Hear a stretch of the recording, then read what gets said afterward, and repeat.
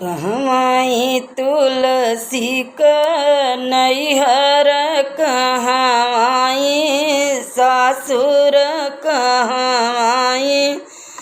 सासुर हो तुलसी कहवाली हिनियावा तारत जपथे नारायण जपथे नारायण हो तुलसी कहवाली नियावा तारत जपले नारायण जपले नारायण हो गोकुलई तुलसी का नैहर मथुरा में सासुर मथुरा में सासुर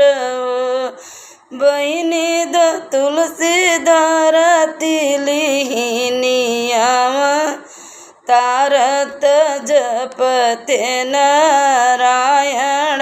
जपते नारायण हो जौमाई जनती तुलसी आंगन मोरे अबू आंगन मोरे अबू तुलसी बीच आंगन बैठवत्यूम पूजन करवत्यूं त पूजन करवत्यूं हो तुलसी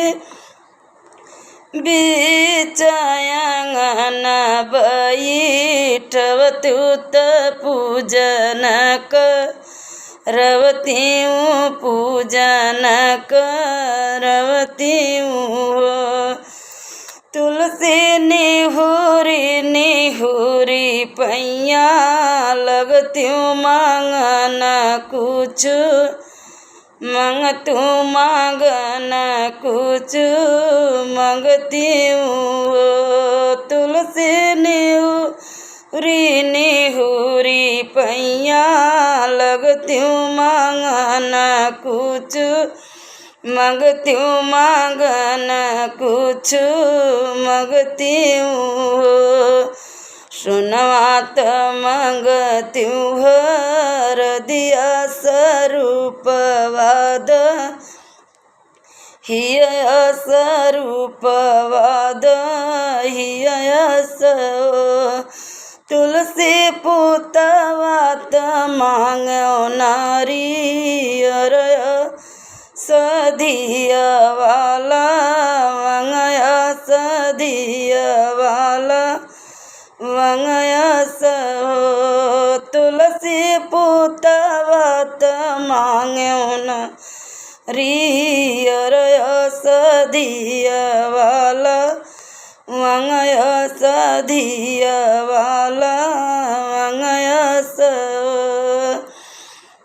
सुनवात दिहली हर दिया स्वरूपवाद हिय स्वरूपवाद हिय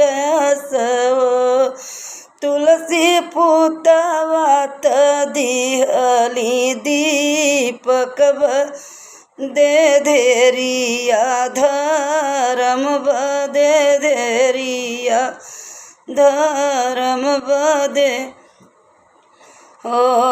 तुलसी पुतवात दिहली दीपक बदे धेरिया धर्म बदे धेरिया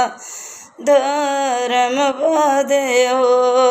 तुलसी से नूरात दिहली सोहागव दे जुग जुग बाढ़त जुग जुग बाढ़ई हो।